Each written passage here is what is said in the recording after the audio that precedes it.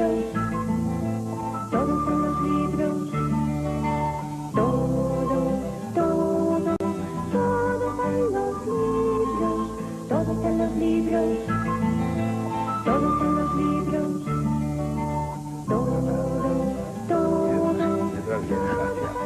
Buenas noches. Comienza Negro sobre Blanco. Por una vez seré lacónico.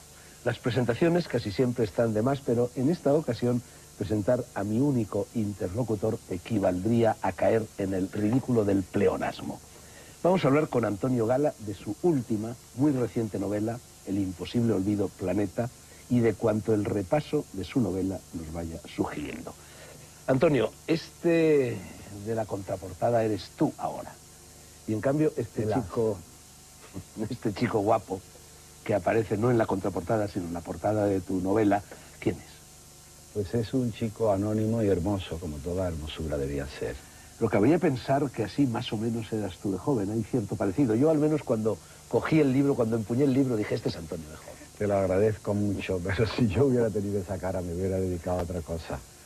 Antonio, con la mano en el corazón, ¿qué y cuánto hay de autobiográfico en esta novela? Supongo que lo vas a negar, pero se percibe, o yo he percibido en ella, cierto regusto de amores de juventud, de amores imposibles, de amores utópicos, de amores perdidos. Bueno, todo el mundo tiene ese tipo de amores alguna vez en la vida, pero yo creo que por primera vez en mi vida me habría gustado que esta novela fuese autobiográfica, porque los privilegios que tiene Gaspar Barahona me hubiera gustado tenerlos a mí. Bueno, pero creo que la autobiografía es algo que entendemos de una manera muy pequeña. Porque autobiografía no es solo lo que yo haya podido vivir, es lo que he visto vivir a los demás, lo que he leído, lo que he fantaseado, lo que imaginé, lo que sentí no haber vivido, lo que imaginé que alguien pudo vivir a mi lado, los sentimientos defraudados, los que no se han cumplido. Todo eso es autobiográfico y en ese sentido casi todas las novelas lo son. Hombre, aquí hay elementos claramente autobiográficos. El protagonista, Gaspar Barahona, o uno de los dos protagonistas, estudia Derecho, tú estudiaste, entre otras cosas, Derecho. Granada, Málaga son los escenarios en los que transcurre la novela. Incluso aparece a Laurín, ¿no? Aparece a Laurín y Coín, es decir, aparece prácticamente la Baltasara, sí. Es tu escenario vital, ¿no? Sí, eso es verdad, esos son homenajes cordiales que he querido rendir. Pero vamos, de lo trascendente en la novela, me habría gustado que fuese autobiográfica porque me habría gustado tener esa experiencia. En la novela, aunque de esto hablaremos seguramente algo más luego, no solo hay este regusto de amores perdidos que yo he mencionado, hay también un peor regusto de amores frustrados. Por ejemplo, la familia. La visión que tú das de la familia es una visión muy negativa, muy dura. Sí. Los hijos, la relación con los hijos, los dos hijos que tiene el protagonista, bueno, uno es drogadicto, termina como termina, la niña resulta que es lesbiana, etcétera, etcétera, ¿no? Sí. Es una visión desagradable de la familia, pero me parece que es muy exacta. La familia ha evolucionado muchísimo, la familia parental, aquella, no ya me refiero a la antigua, en que se formaba casi un clan numerosísimo, en que los abuelos participaban con los nietos y les enseñaban a vivir. Ahora mismo no, ahora mismo los abuelos sobran, los nietos quieren la habitación del abuelo porque quieren una cierta independencia. Es decir, que no, la familia esa, ya la antigua, la que nosotros apenas hemos conocido, yo no la he conocido, esa por supuesto no existe, pero la familia unida, rezando el rosario y viendo la televisión, eso tampoco existe en ese momento. Por lo menos en la experiencia de Gaspar Barahona no existe y él, bueno, lo acepta resignadamente sin darse cuenta de que se ha arruinado a la familia a su alrededor y que lo que quedan son escombros. La prueba de que él no se da mucha cuenta, y es muy representativo eso, es que de repente la mujer le dice que se quiere separar y comenta, y me lo dijo con el mismo tono que me habría dicho que mañana era viernes. Es decir, que él no se da cuenta. Bueno, él está muy prendido, él está muy enganchado, ¿no? Yo en la relación con los hijos de la novela aprecio dos matices contrapuestos o quizá dos matices complementarios. Por una parte, parece como si en el protagonista, y quizá en ti mismo, Antonio, hubiese como una nostalgia, como una melancolía de los hijos que no has tenido. Pero al mismo tiempo parece como si pusieras las manos por delante, te curaras en salud y dijeras, bueno, más vale no haber tenido hijos porque si hubiese tenido hijos habría pasado todo esto que pasa aquí. Yo supongo que sí. Yo he dicho que si yo hubiera tenido un hijo, uno solo, porque normalmente no se piensa en más de un hijo. Si yo hubiera tenido un hijo, habrían sucedido dos cosas. Primero, que si me llega a decir que quería ser escritor, lo hubiera estrangulado. Y de sobrevivir al estrangulamiento, lo hubiera puesto a estudiar todas las carreras que yo he estudiado, porque me parece que se amuebla la cabeza bien y aunque parece que no sirven para nada, sirven para algo, esos estudios disciplinados. Y en segundo lugar, me parece que mi hijo se hubiera hecho drogadicto enseguida.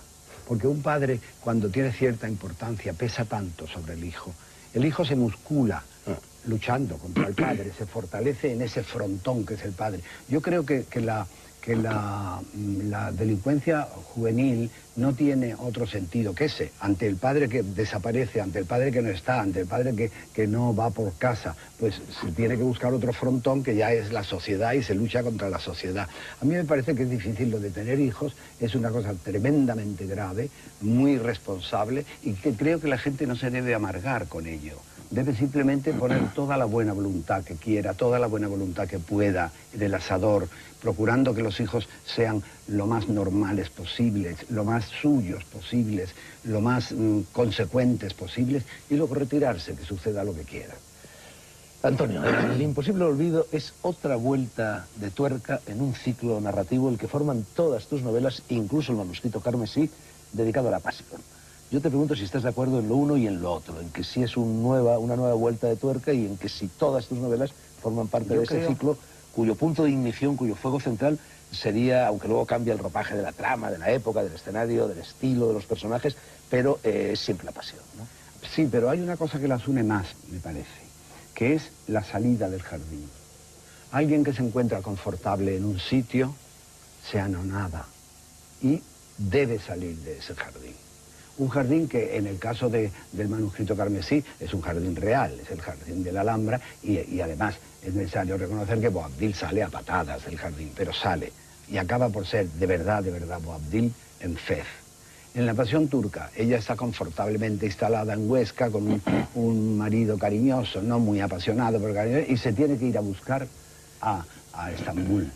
En un ambiente absolutamente sórdido y completamente diferente de cultura, de religión, de apasionamiento y de forma de expresión.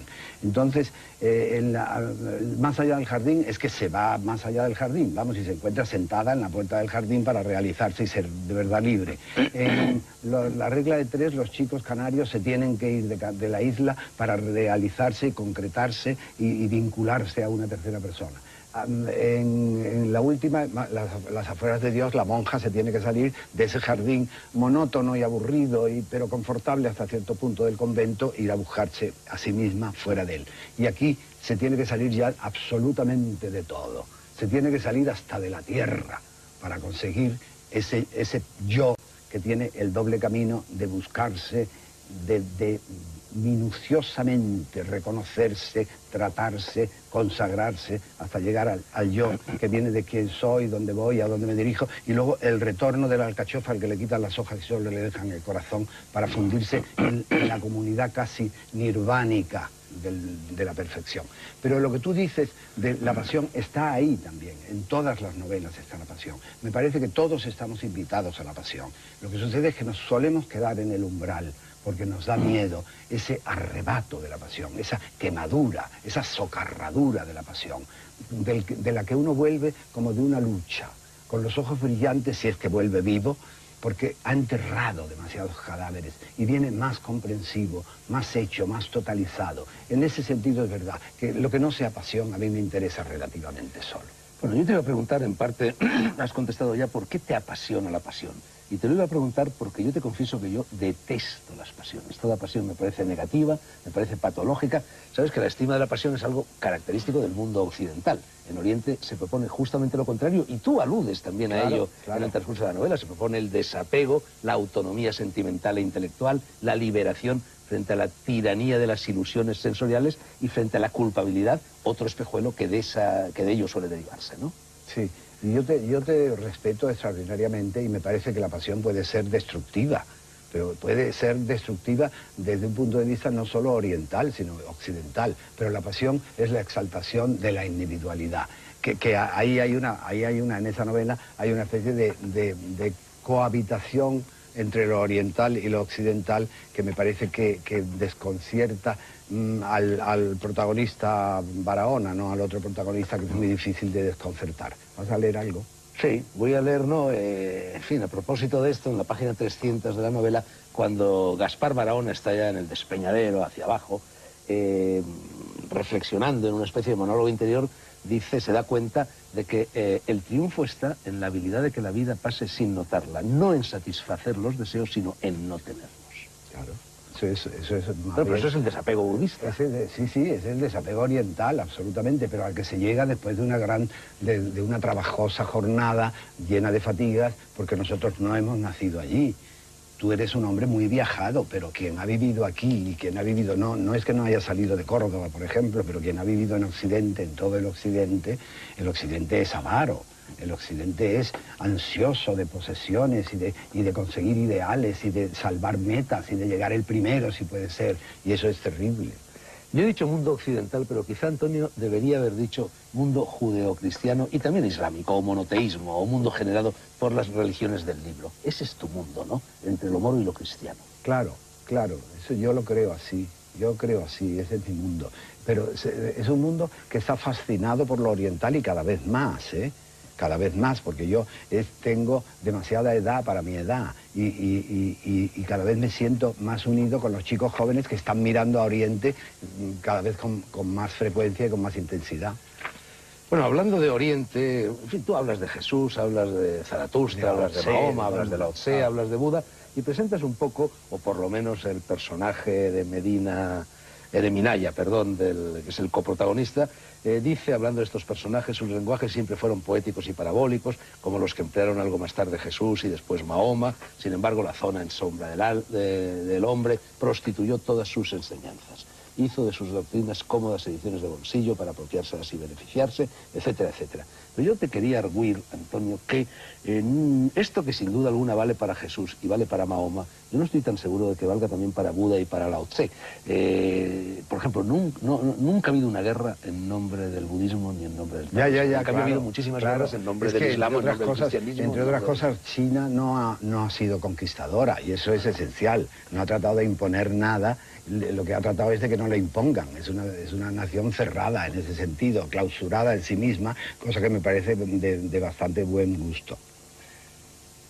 Pero desde el punto de vista nuestro, desde el punto de vista occidental, eso es absolutamente cierto.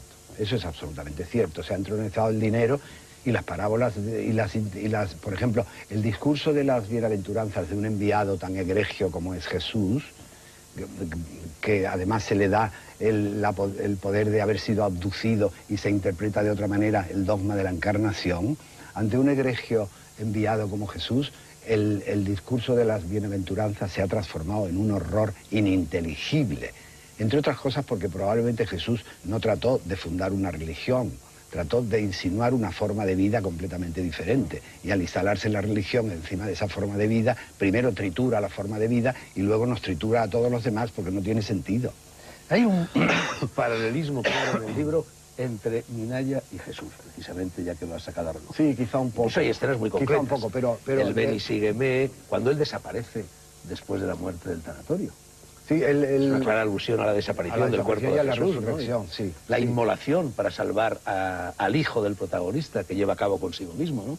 Todo eso lo acerca a Jesús mucho. Sí, lo acerca a todo personaje que verdaderamente sea un enviado, a todo personaje que sea longevo en un sentido noble y no de nuestras medidas, sino algo mayor que nosotros.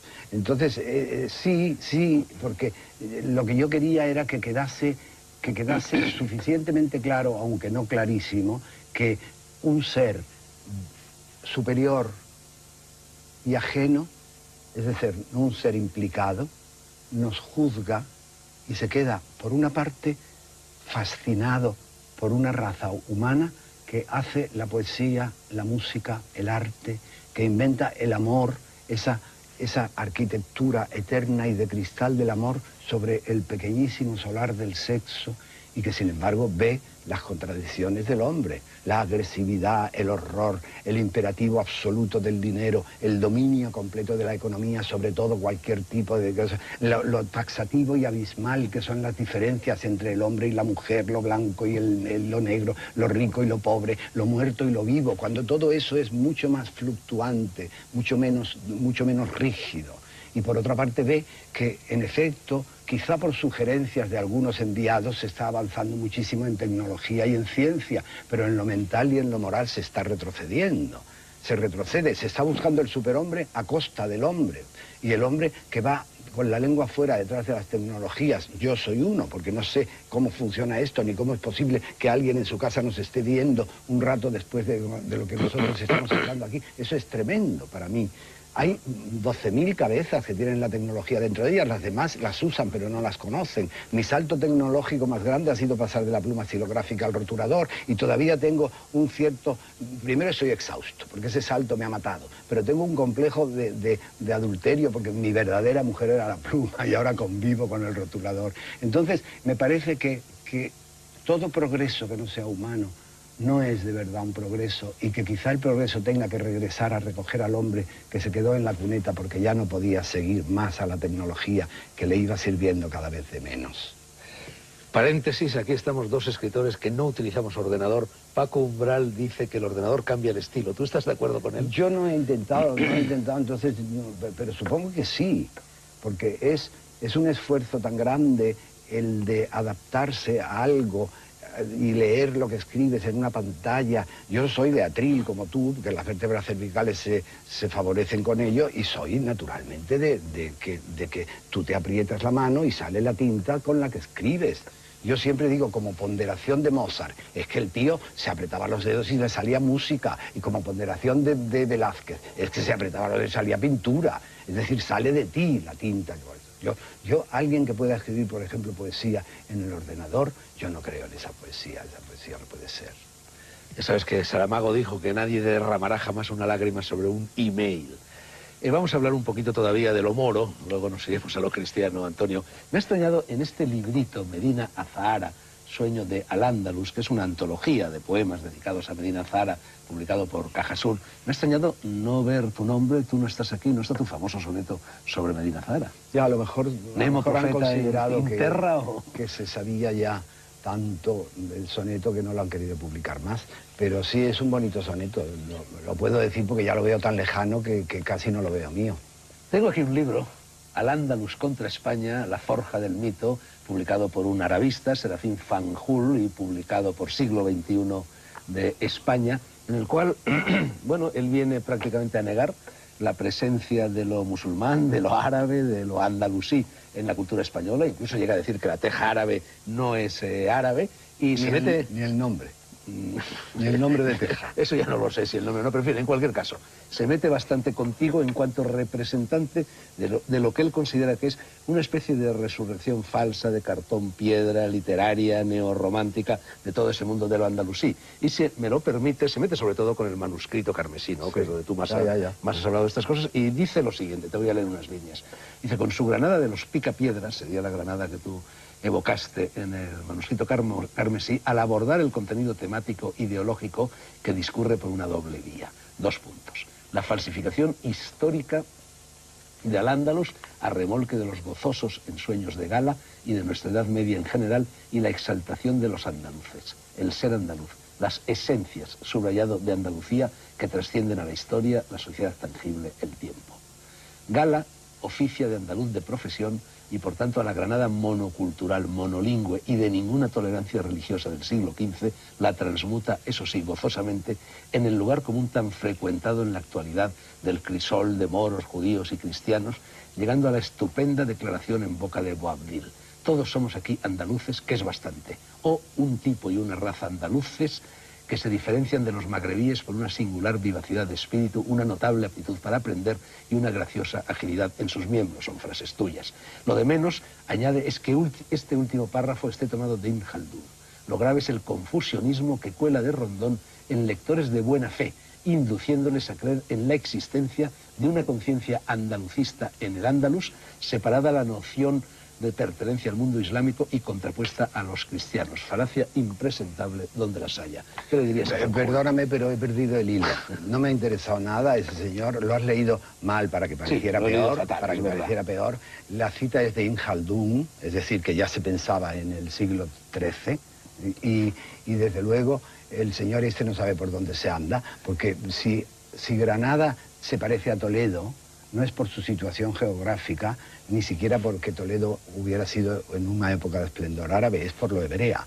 De modo que no es solo una cultura, ni una monolingüe, ni nada de eso. Ese señor no sé de dónde será, pero debería dejar de ser. Es gallego, me parece. Pues ya ves tú, ¿qué le vamos a hacer? ¿Qué sabrán los gallegos de lo árabe? Antonio, estás ahora en plena promoción del libro. Vanidad de vanidades, ferias. Tengo aquí un recorte de prensa que pone en tu boca la frase: si sigue habiendo listas de ventas, no iré más a la feria del libro. Eso es verdad. ¿No estás un poco cansado de esta danza? Sí. Eso es verdad. Eso es verdad. Yo soy hombre de letras y no hombre de números. Y no estoy dispuesto a que las editoriales se peleen detrás de mí, empujándome o tirándome de la chaqueta para que me caiga. No, eso no. Si hay listas, yo no voy. ¿Pero no te parece sorprendente que los editores, además de que escribamos el libro, pretendan que les ayudemos a venderlo? No, ¿cómo que que es su les función? ayudemos? Que los vendamos.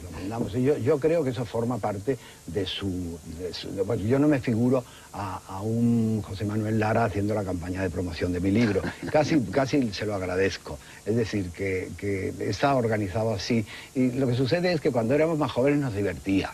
Tienes que reconocerlo. Nos divertía, nos hacía gracia ir por ciudades un poco feriantes, ¿no? Un poco transeúntes, un poco de la mesta, pero yo ya reconozco que tengo una edad provecta. No sé, a mí me divertía mucho también al principio. Claro. Nada en exceso, ahora me produce verdadero horror. Sí. Y a mí ahora, no tanto tratar con los periodistas, que siempre son gente que salvo que sean excepcionales, son siempre el mismo, porque siempre hacen las mismas preguntas. Y entonces tú miras y ves que no, que era una señora, que la de antes era un caballero. Pero lo de los viajes y todo eso, los viajes, yo que duermo tan mal, que echo de menos, que extraño, como se dice en Andalucía, que extraño tanto mi cama, y entonces mudar de hoteles magníficos por otra parte, pero claro que no son los tuyos, no son tu lecho, que ya es casi mortuorio el mío.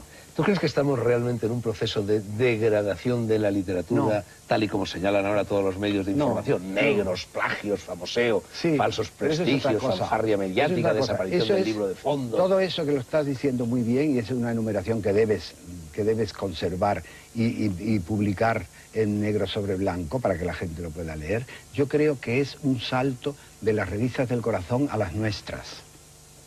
Los Juan Palomos y todos estos a mí me dan mucho miedo, las María Sarmientos, todos esos seudónimos que a lo mejor son de un colectivo, que cuentan chismecillos de la República de las Letras, a mí me da mucho miedo. La fiera literaria a mí me da mucho miedo, porque son de gente resentida que cuenta lo que los que no tenemos por qué ser resentidos, por lo menos en literatura, nos pasan, nos dice. Yo ayer decía que tengo varios negros, yo vivo en una selva, Madrid es una selva, entonces con un lazo cojo un negro de cuando en cuando y me escribe las cosas y yo estoy feliz en esta selva. No, y hay que decírselo así, que se vayan a tomar morcilla, pero eso es cierto, que estamos trabajando, que nos dejen trabajar. Y luego, ¿es eso los mismos que los de Luis Antonio? Ese como se llame, no, David Antonio. Esa gente que se casa y se descasa, eso de las revistas del corazón. Y cosas eso, las revistas del corazón. Entonces, nosotros no vivimos así. Tú eres un sinvergüenza que te has casado y descasado muchas veces, pero hasta ahora, que se sepa, no se ha publicado. Bueno, pero se publicará.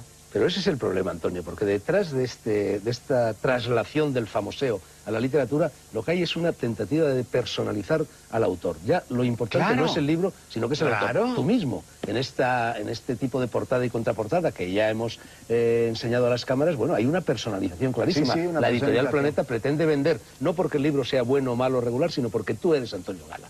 Y a mí eso me parece una profunda corrupción del sentido más profundo. No, a mí para las editoriales no me parece corrupción porque ellas son un negocio. Entonces, verdaderamente, el negociante pudo vender sofás, pudo vender sillones y vende libros. Eso es algo de agradecer. Y los métodos que ellos utilizan, siempre que no sean dañinos para la salud y para la salud moral, pues son tolerables. Que a mí me pongan una foto en una contraportada y que tú puedas dudar que la portada también lo es, eso es muy agradable. Eso es muy grato. pero sí es verdad, inducen a confusión en el lector. Inducen la confusión y sobre todo es verdad lo que acabas de decir, que llega un momento en que lo importante es el nombre del autor más que el libro. Pero eso es lo que tenemos todos. Empezamos a tener seguidores más que lectores. Hay lectores que podrían apartar un libro y seguir siendo devotos de otro. En ese momento ya no. No olvides, el otro día a mí me han hecho, fíjate qué cosa más paradójica, el escritor más querido. Había 6, que eran pues Manolo Vázquez Montalbán, Usía, Umbral, Delibes, Arturo Pérez Reverte y yo. Yo quedé el último. 14.375.000 votos. ¿Tuviste? Sí, pero ¿de dónde sale? Más que Aznar. Pero ¿de dónde sale? De un país que precisamente esos días se daba la noticia de que el 40 y tantos % no ha comprado un libro en su vida y vagamente sabe lo que es un libro. Pero entonces, ¿por qué? Porque no es que nos lean, es que nos siguen. Nos siguen a través de un periódico, a través de la televisión, y nos conocen, nos reconocen. Y entonces sienten afecto por nosotros o sienten desafecto. Pero no porque nos lean. Es decir, el escritor ya ha pasado a no ser escritor. Ha pasado a ser una especie de testaferro o un perchero de los que se cuelgan determinados datos, determinadas ponderaciones, determinadas ilusiones. Entonces, un escritor que en ese momento empiece y sea guapo, se nos lleva de calle, no vendemos nada. Yo quiero que crean que yo soy este. Pero Antonio, eso es terrible. Tú habrás tenido, como he tenido yo 1000 veces, la sensación cuando estás firmando ejemplares en unos grandes almacenes, en una librería o en la feria, de que la persona que está comprando tu libro y pidiendo tu firma, lo único que va a leer de ese libro es la dedicatoria que le pongas. Sí, eso es curioso, eso es tremendo. Pero eso es así. Mira, el amor reviste, como es tan escaso el repertorio del ser humano, de vocabulario y de gestos, el amor llamamos a todo, fíjate en esa novela. Fíjate yo que haber escrito sobre el amor, toda mi vida escribiendo sobre el amor. El amor es lo que siente el pequeño, el adolescentillo, por una compañerita de curso. El amor es lo que siente la madre por el hijo por el padre, Dios por todos, todos por su Dios, que además cambia de nombre con cierta frecuencia. Tú por Troilo. Yo por Troilo, Troilo por mí, el amor filial, paternal, y luego la amplia gama de amores sexuales, ¿no? Todo es amor, todo es amor. Y también es amor lo que siente confundidamente, porque dice, ¿seré yo homosexual? No es amor homosexual lo que siente por Minaya, es el deslumbramiento, es lo que nosotros sentíamos, por ejemplo, por Ava Gardner, te lo digo porque es lo que sienten ahora los lectores por nosotros. Sentíamos por Ava Gardner una cosa terrible, porque era un animal perfecto, y estábamos enamorados de Ava Gardner. Y luego resultaba que lo que acabábamos era tomando copas con ella, porque como nos convencíamos de que no era amor eso, que era otra cosa. Eso sienten por nosotros ahora los lectores que ya no son lectores, sino son simplemente cohabitantes de la Tierra. Seguiremos hablando de todo esto después de la publicidad. Se favorecen con ello y soy naturalmente de que tú te aprietas la mano y sale la tinta con la que escribes. Yo siempre digo, como ponderación de Mozart, es que el tío se apretaba los dedos y le salía música, y como ponderación de Velázquez, es que se apretaba los dedos y salía pintura. Es decir, sale de ti la tinta. Yo, alguien que pueda escribir, por ejemplo, poesía en el ordenador, yo no creo en esa poesía no puede ser. Ya sabes que Saramago dijo que nadie derramará jamás una lágrima sobre un email. Vamos a hablar un poquito todavía de lo moro, luego nos iremos a lo cristiano, Antonio. Me ha extrañado en este librito, Medina Azahara, Sueño de Al-Ándalus, que es una antología de poemas dedicados a Medina Azahara, publicado por Cajasur. Me ha extrañado no ver tu nombre, tú no estás aquí, no está tu famoso soneto sobre Medina Azahara. Ya, a lo mejor Nemo han considerado que se sabía ya tanto del soneto que no lo han querido publicar más. Pero sí es un bonito soneto, lo puedo decir porque ya lo veo tan lejano que casi no lo veo mío. Tengo aquí un libro, Al-Ándalus contra España, la forja del mito, publicado por un arabista, Serafín Fanjul, y publicado por Siglo XXI de España, en el cual, bueno, él viene prácticamente a negar la presencia de lo musulmán, de lo árabe, de lo andalusí en la cultura española. Incluso llega a decir que la teja árabe no es árabe, y se mete... Ni el nombre. Ni el nombre de teja. Eso ya no lo sé si el nombre no prefiere. En cualquier caso, se mete bastante contigo en cuanto representante de lo que él considera que es una especie de resurrección falsa de cartón piedra, literaria, neorromántica, de todo ese mundo de lo andalusí. Y si me lo permite, se mete sobre todo con el manuscrito carmesí, ¿no? Sí, que es donde tú más has hablado de estas cosas, y dice lo siguiente, te voy a leer unas líneas. Dice, con su granada de los picapiedras, sería la granada que tú evocaste en el manuscrito carmesí al abordar el contenido temático ideológico que discurre por una doble vía. 2 puntos. La falsificación histórica de Al-Ándalus a remolque de los gozosos ensueños de Gala y de nuestra Edad Media en general, y la exaltación de los andaluces, el ser andaluz, las esencias, subrayado, de Andalucía que trascienden a la historia, la sociedad tangible, el tiempo. Gala oficia de andaluz de profesión y por tanto a la Granada monocultural, monolingüe y de ninguna tolerancia religiosa del siglo XV la transmuta, eso sí, gozosamente, en el lugar común tan frecuentado en la actualidad del crisol de moros, judíos y cristianos, llegando a la estupenda declaración en boca de Boabdil: todos somos aquí andaluces, que es bastante, o un tipo y una raza andaluces que se diferencian de los magrebíes por una singular vivacidad de espíritu, una notable aptitud para aprender y una graciosa agilidad en sus miembros. Son frases tuyas. Lo de menos, añade, es que este último párrafo esté tomado de Ibn Khaldún. Lo grave es el confusionismo que cuela de Rondón en lectores de buena fe, induciéndoles a creer en... Se mete sobre todo con el manuscrito carmesí, ¿no? Sí. Que es donde tú más has hablado de estas cosas, y dice lo siguiente, te voy a leer unas líneas. Dice: con su granada de los picapiedras, sería la granada que tú evocaste en el manuscrito carmesí, al abordar el contenido temático ideológico que discurre por una doble vía. 2 puntos. La falsificación histórica de Al-Ándalus a remolque de los gozosos ensueños de Gala y de nuestra Edad Media en general, y la exaltación de los andaluces, el ser andaluz, las esencias, subrayado, de Andalucía que trascienden a la historia, la sociedad tangible, el tiempo. Gala oficia de andaluz de profesión y por tanto a la Granada monocultural, monolingüe y de ninguna tolerancia religiosa del siglo XV la transmuta, eso sí, gozosamente, en el lugar común tan frecuentado en la actualidad del crisol de moros, judíos y cristianos, llegando a la estupenda declaración en boca de Boabdil: todos somos aquí andaluces, que es bastante, o un tipo y una raza andaluces que se diferencian de los magrebíes por una singular vivacidad de espíritu, una notable aptitud para aprender y una graciosa agilidad en sus miembros. Son frases tuyas. Lo de menos, añade, es que este último párrafo esté tomado de Ibn Khaldún. Lo grave es el confusionismo que cuela de Rondón en lectores de buena fe, induciéndoles a creer en la existencia de una conciencia andalucista en el Andalus, separada la noción de pertenencia al mundo islámico y contrapuesta a los cristianos. Falacia impresentable donde las haya. ¿Qué le dirías a Juan? Perdóname, pero he perdido el hilo. No me ha interesado nada ese señor. Lo has leído mal para que pareciera peor. Fatal, para que pareciera peor. La cita es de Ibn Khaldún, es decir, que ya se pensaba en el siglo XIII. Y desde luego el señor este no sabe por dónde se anda, porque si Granada se parece a Toledo, no es por su situación geográfica, ni siquiera porque Toledo hubiera sido en una época de esplendor árabe, es por lo hebrea. De modo que no es solo una cultura, ni una monolingüe, ni nada de eso. Ese señor no sé de dónde será, pero debería dejar de ser. Es gallego, me parece. Pues ya ves tú, ¿qué le vamos a hacer? ¿Qué sabrán los gallegos de lo árabe? Antonio, estás ahora en plena promoción del libro. Vanidad de vanidades, ferias. Tengo aquí un recorte de prensa que pone en tu boca la frase: si sigue habiendo listas de ventas, no iré más a la feria del libro. Eso es verdad. ¿No estás un poco cansado de esta danza? Sí. Eso es verdad. Eso es verdad. Yo soy hombre de letras y no hombre de números. Y no estoy dispuesto a que las editoriales se peleen detrás de mí, empujándome o tirándome de la chaqueta para que me caiga. No, eso no. Si hay listas, yo no voy. ¿Pero no te parece sorprendente que los editores, además de que escribamos el libro, pretendan que les ayudemos a venderlo? No, ¿cómo que les función? ayudemos? Que los vendamos.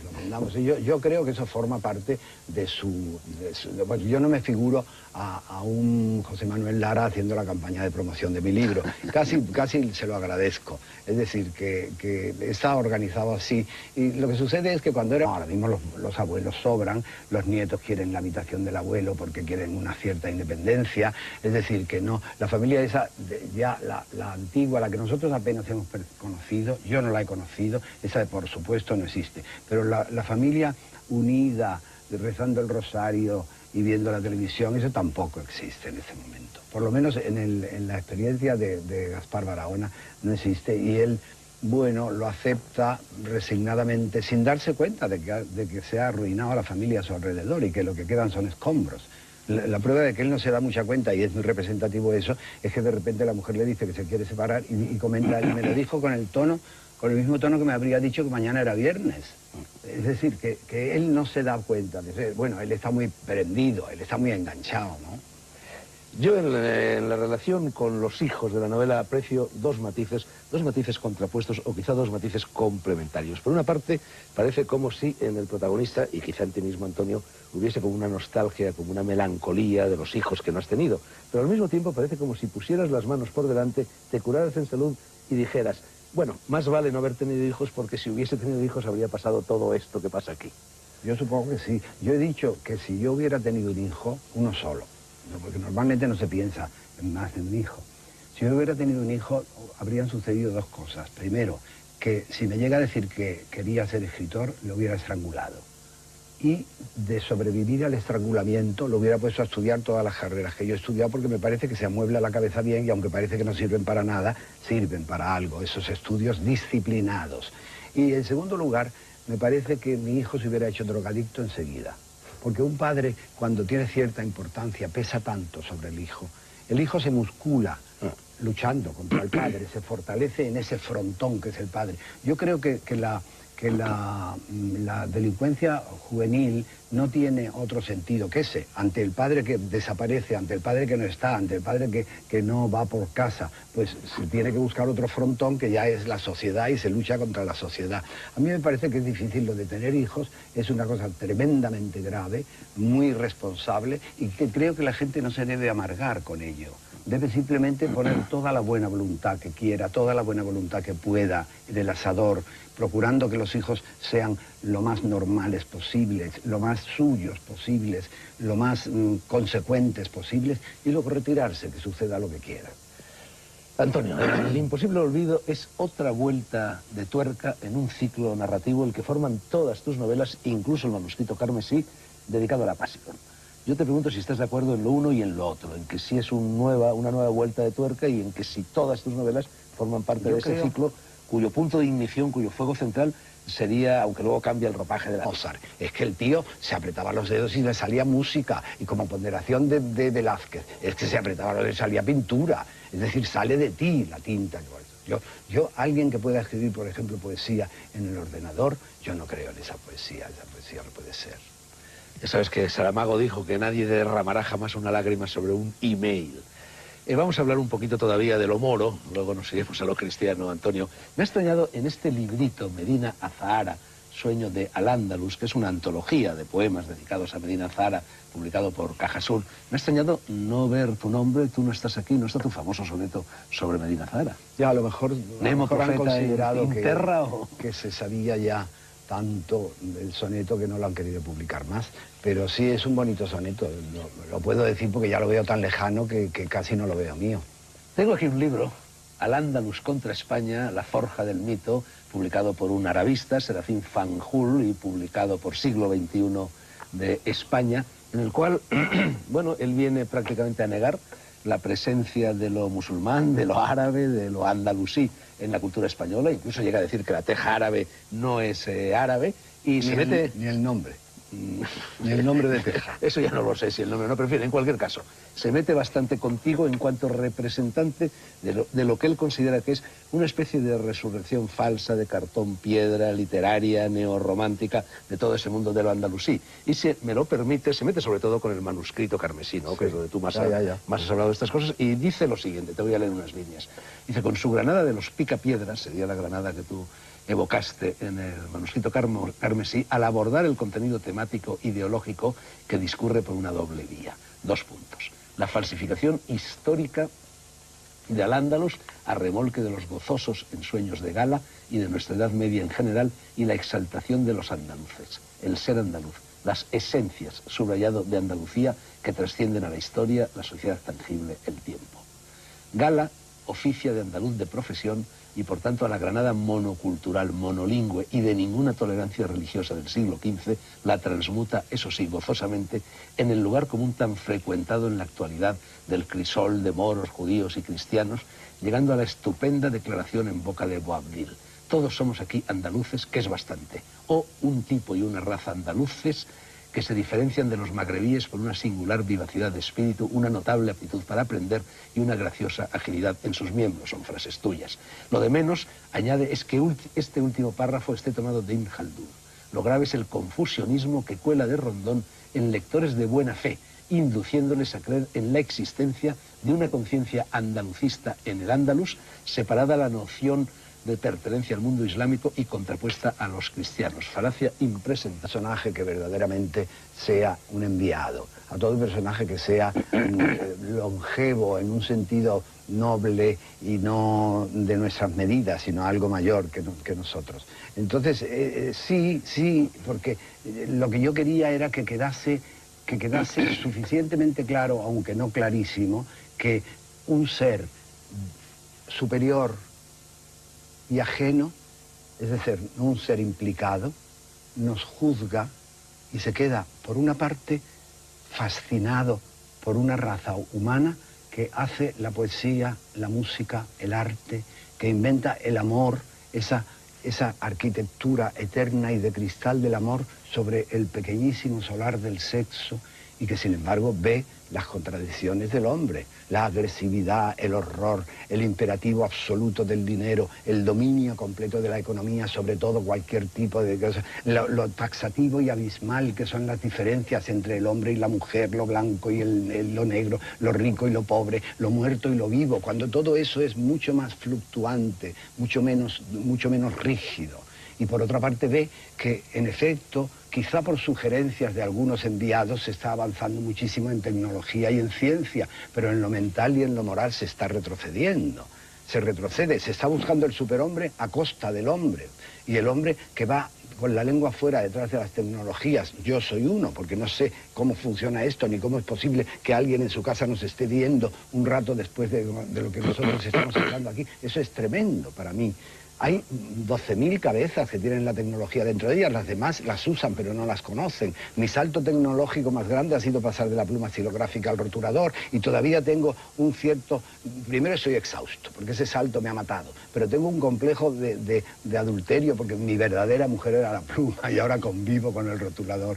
Entonces me parece que todo progreso que no sea humano no es de verdad un progreso y que quizá el progreso tenga que regresar a recoger al hombre que se quedó en la cuneta porque ya no podía seguir más a la tecnología que le iba sirviendo cada vez de menos. Paréntesis, aquí estamos dos escritores que no utilizamos ordenador. Paco Umbral dice que el ordenador cambia el estilo. ¿Tú estás de acuerdo con él? Yo no he intentado, entonces, pero supongo que sí, porque es un esfuerzo tan grande el de adaptarse a algo y leer lo que escribes en una pantalla. Yo soy de atril como tú, que las vértebras cervicales se favorecen con ello, y soy naturalmente de que tú te aprietas la mano y sale la tinta con la que escribes. Yo siempre digo, como ponderación de Mozart, es que el tío se apretaba los dedos y le salía música, y como ponderación de Velázquez, es que se apretaba los dedos y salía pintura. Es decir, sale de ti la tinta. Yo, alguien que probablemente instalada en Huesca con un marido cariñoso, no muy apasionado, pero cariñoso, y se tiene que ir a buscar a Estambul, en un ambiente absolutamente sórdido y completamente diferente de cultura, de religión, de apasionamiento y de forma de expresión. Entonces, más allá del jardín es que se va más allá del jardín, vamos, y se encuentra sentada en la puerta del jardín para realizarse y ser de verdad libre. En la regla de 3, los chicos canarios se tienen que ir de la isla para realizarse y concretarse y vincularse a una tercera persona. En la última, las afueras de Dios, la monja se tiene que salir de ese jardín monótono y aburrido, pero confortable hasta cierto punto del convento, ir a buscarse a sí misma fuera de él. Y aquí se tiene que salir ya absolutamente de todo. Se tiene que salir hasta de la tierra para conseguir ese yo que tiene el doble camino de buscarse, de minuciosamente reconocerse, tratarse, consagrarse, hasta llegar al yo, que viene de quién soy, dónde voy, a dónde me dirijo, y luego el retorno de la alcachofa al que le quitan las hojas y solo le dejan el corazón para fundirse en la comunidad casi nirvánica de la perfección. Pero lo que tú dices de la pasión está ahí también, en todas las novelas está la pasión. Me parece que todos estamos invitados a la pasión. Lo que sucede es que nos solemos quedar en el umbral, porque nos da miedo ese arrebato de la pasión, esa quemadura, esa socarradura de la pasión, de la que uno vuelve como de una lucha, con los ojos brillantes si es que vuelve vivo, porque ha enterrado demasiados cadáveres y viene más comprensivo, más hecho, más totalizado. En ese sentido es verdad que lo que no sea pasión a mí me interesa relativamente solo. Bueno, yo te iba a preguntar, en parte, has contestado ya, ¿por qué te apasiona la pasión? Y te lo iba a preguntar porque yo te confieso que yo detesto las pasiones. Toda pasión me parece negativa, me parece patológica. Sabes que la estima de la pasión es algo característico del mundo occidental. En Oriente se propone justamente lo contrario, y tú aludes también a ello en el transcurso de la novela. Se propone el desapego, la autonomía sentimental e intelectual, la liberación frente a la tiranía de las ilusiones sensoriales y frente a la culpabilidad, otro espejuelo que de ello suele derivarse, ¿no? Sí. Y yo te respeto extraordinariamente y me parece que la pasión puede ser destructiva, pero puede ser destructiva desde un punto de vista no solo oriental, sino occidental. Pero la pasión es la exaltación de la individualidad. Ahí hay una, en esa novela, hay una especie de cohabitación entre lo oriental y lo occidental que me parece que desconcierta al protagonista Barahona, no al otro protagonista, que es muy difícil de desconcertar. ¿Vas a leer algo? Sí, voy a leer, ¿no? En fin, a propósito de esto, en la página 300 de la novela, cuando Gaspar Barahona está ya en el despeñadero, hacia abajo. No existe, y él, bueno, lo acepta resignadamente, sin darse cuenta de que se ha arruinado a la familia a su alrededor y que lo que quedan son escombros. La prueba de que él no se da mucha cuenta, y es muy representativo eso, es que de repente la mujer le dice que se quiere separar y comenta, y me lo dijo con el mismo tono que me habría dicho que mañana era viernes. Es decir, que él no se da cuenta. Bueno, él está muy prendido, él está muy enganchado, ¿no?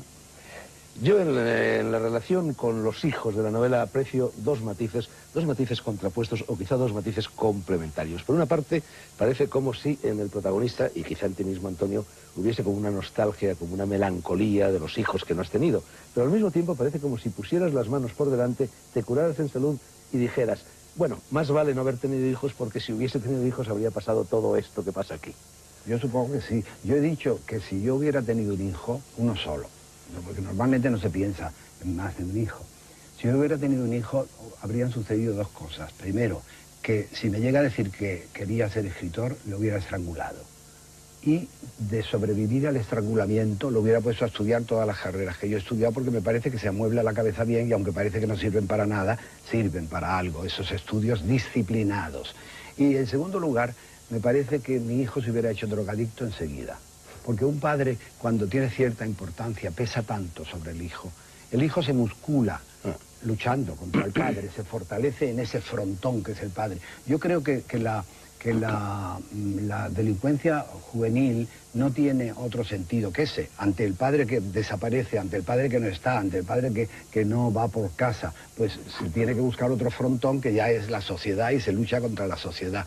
A mí me parece que es difícil lo de tener hijos, es una cosa tremendamente grave, muy responsable, y que creo que la gente no se debe amargar con ello.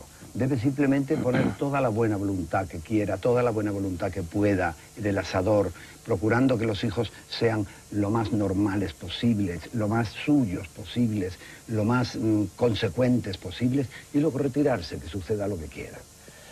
Antonio, El imposible olvido es otra vuelta de tuerca en un ciclo narrativo el que forman todas tus novelas, incluso el manuscrito carmesí, dedicado a la pasión.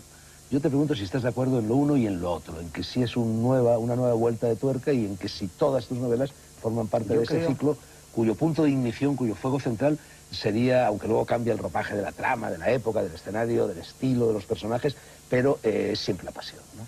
Sí, pero hay una cosa que las une más, me parece, que es la salida del jardín.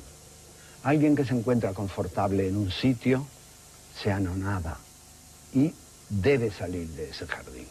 Un jardín que, en el caso del manuscrito carmesí, es un jardín real, es el jardín de la Alhambra, y además es necesario reconocer que Boabdil sale a patadas del jardín, pero sale, y acaba por ser de verdad Boabdil en Fez. En La Pasión turca, ella está confortablemente instalada en Huesca con un marido cariñoso, no muy apasionado, pero cariñoso, y se tiene que ir a buscar a Estambul.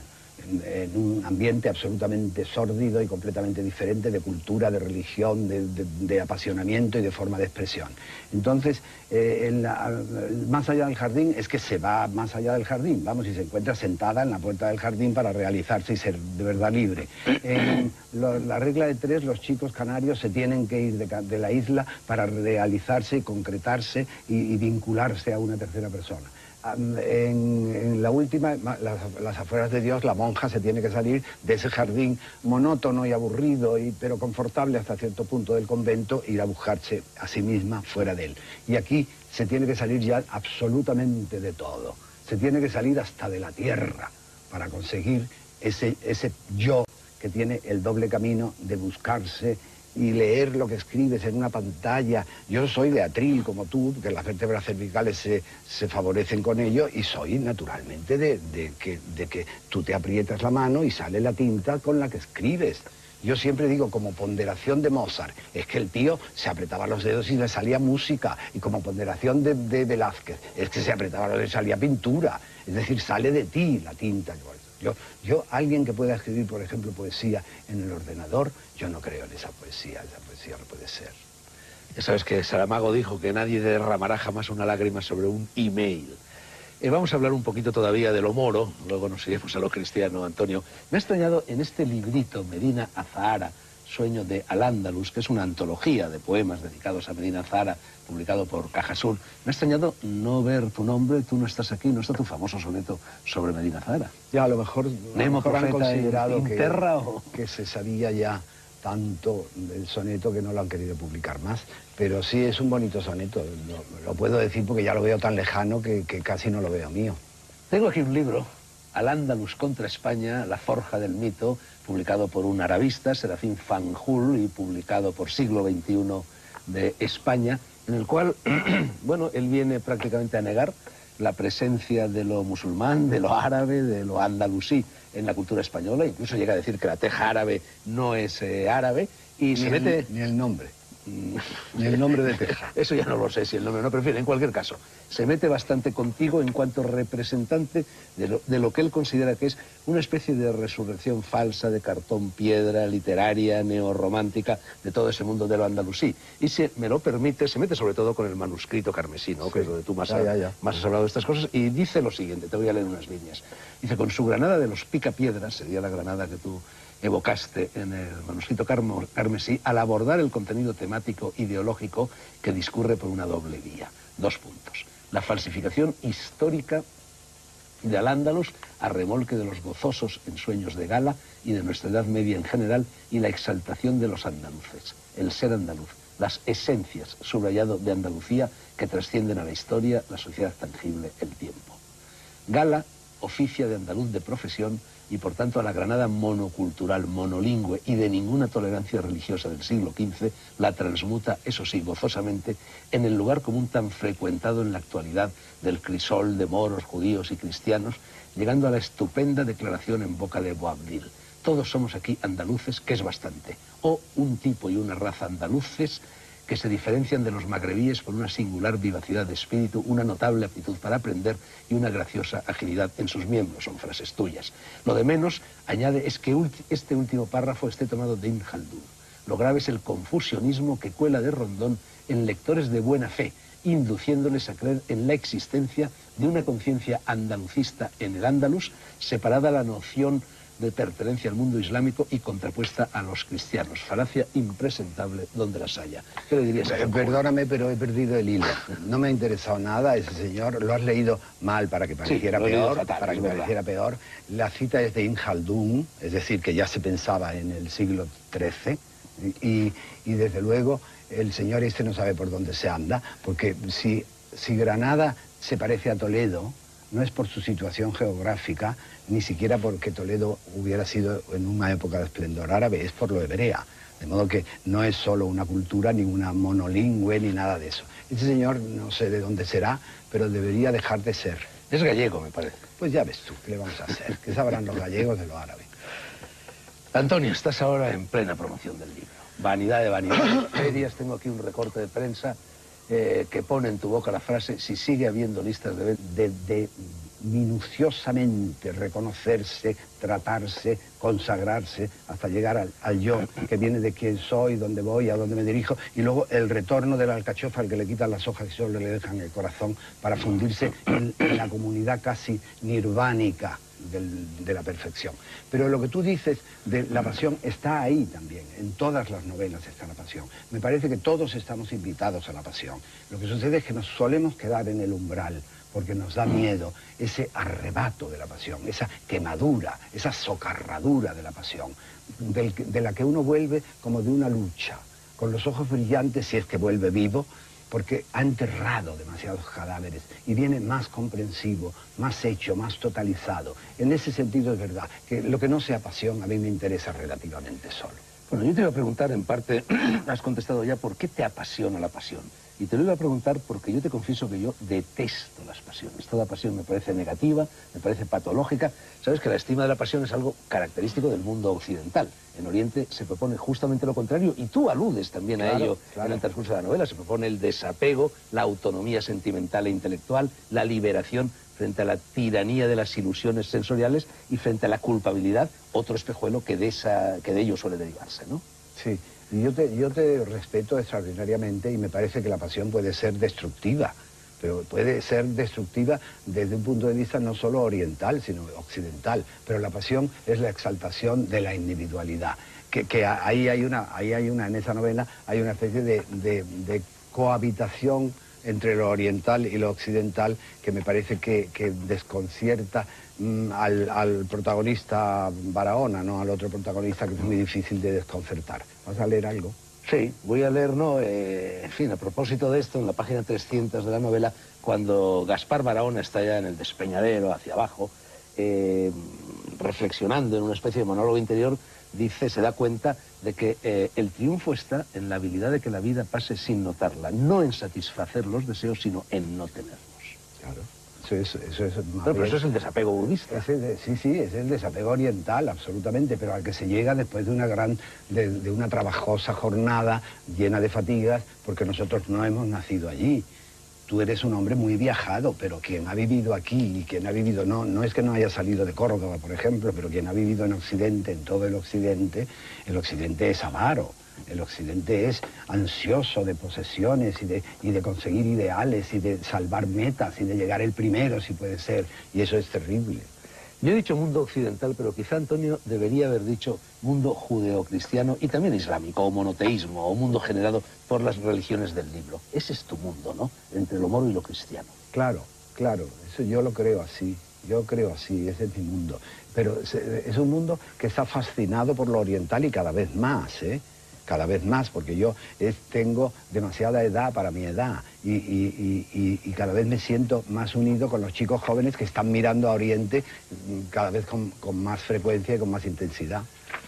Bueno, hablando de Oriente, en fin, tú hablas de Jesús, hablas de Zaratustra, hablas de Mahoma, hablas de Lao Tse, hablas de Buda, y presentas un poco, o por lo menos el personaje de Minaya, que es el coprotagonista, dice, hablando de estos personajes, sus lenguajes siempre fueron poéticos y parabólicos, como los que emplearon algo más tarde Jesús y después Mahoma. Sin embargo, la zona en sombra del hombre prostituyó todas sus enseñanzas.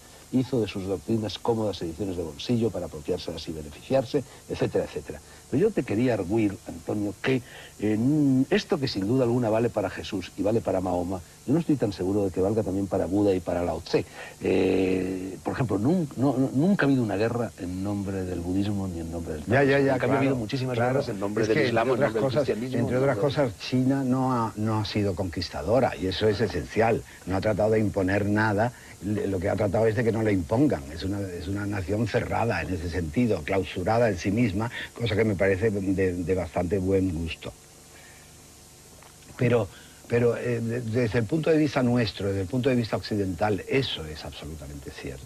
Eso es absolutamente cierto. Se ha entronizado el dinero y las parábolas, por ejemplo, el discurso de las bienaventuranzas de un enviado tan egregio como es Jesús, que además se le da el poder de haber sido abducido y se interpreta de otra manera el dogma de la encarnación, ante un egregio enviado como Jesús, el discurso de las bienaventuranzas se ha transformado en un horror ininteligible. Entre otras cosas porque probablemente Jesús no trató de fundar una religión, trató de insinuar una forma de vida completamente diferente. Y al instalarse la religión encima de esa forma de vida, primero tritura la forma de vida y luego nos tritura a todos los demás porque no tiene sentido. Hay un paralelismo claro en el libro entre Minaya y Jesús, precisamente, ya que lo has sacado a relucir. Sí, quizá un poco. Incluso hay escenas muy concretas. Quizá un poco, pero el ven y sígueme, cuando él desaparece después de la muerte del tanatorio. Sí, Es una clara alusión a la desaparición del cuerpo de Jesús, resurrección, ¿no? sí. La inmolación para salvar al hijo del protagonista que lleva a cabo consigo mismo, ¿no? Todo eso lo acerca a Jesús mucho. Sí, sí, lo acerca a todo personaje que verdaderamente sea un enviado, a todo personaje que sea longevo en un sentido noble y no de nuestras medidas, sino algo mayor que nosotros. Entonces, sí, porque lo que yo quería era que quedase suficientemente claro, aunque no clarísimo, que un ser superior y ajeno, es decir, no un ser implicado, nos juzga y se queda, por una parte, fascinado por una raza humana que hace la poesía, la música, el arte, que inventa el amor, esa arquitectura eterna y de cristal del amor sobre el pequeñísimo solar del sexo, y que sin embargo ve las contradicciones del hombre, la agresividad, el horror, el imperativo absoluto del dinero, el dominio completo de la economía sobre todo cualquier tipo de cosa, lo taxativo y abismal que son las diferencias entre el hombre y la mujer, lo blanco y lo negro, lo rico y lo pobre, lo muerto y lo vivo, cuando todo eso es mucho más fluctuante, mucho menos rígido. Y por otra parte ve que, en efecto, quizá por sugerencias de algunos enviados se está avanzando muchísimo en tecnología y en ciencia, pero en lo mental y en lo moral se está retrocediendo. Se retrocede, se está buscando el superhombre a costa del hombre. Y el hombre que va con la lengua fuera detrás de las tecnologías, yo soy uno, porque no sé cómo funciona esto, ni cómo es posible que alguien en su casa nos esté viendo un rato después de lo que nosotros estamos hablando aquí. Eso es tremendo para mí.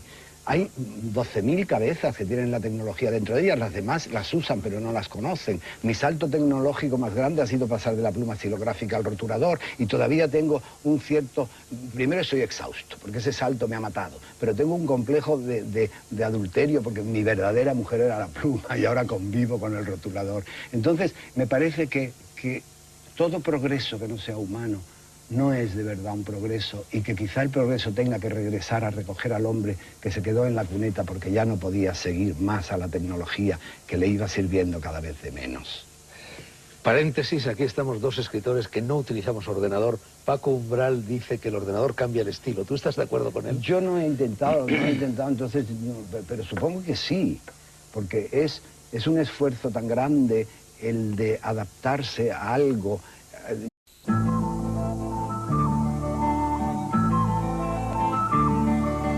Todos en los libros, todos en los libros, todos en los libros, todos en los libros, todos en los libros,